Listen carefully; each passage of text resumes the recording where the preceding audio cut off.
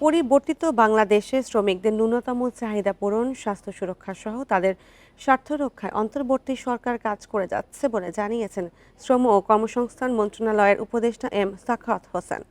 সকালে রাজধানীর মানিক মিয়া এভিনিউয়ে মহান মে দিবস উপলক্ষে আয়োজিত বর্ণাঢ্য শোভাযাত্রায় এই কথা বলেন তিনি। শ্রমিকদের অধিকার নিশ্চিতে শ্রম মন্ত্রণালয়ের পক্ষ থেকে নেওয়া বিভিন্ন পদক্ষেপের কথা তুলে ধরেন।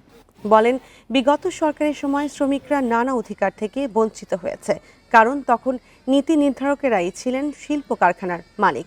এখন এই পরিস্থিতি থেকে উত্তরণের পাশাপাশি উন্নয়নের কাজ চলছে।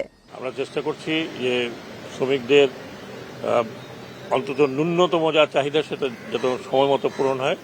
আমরা চেষ্টা করছি শ্রমিকদের স্বাস্থ্য সুরক্ষা যেন হয়।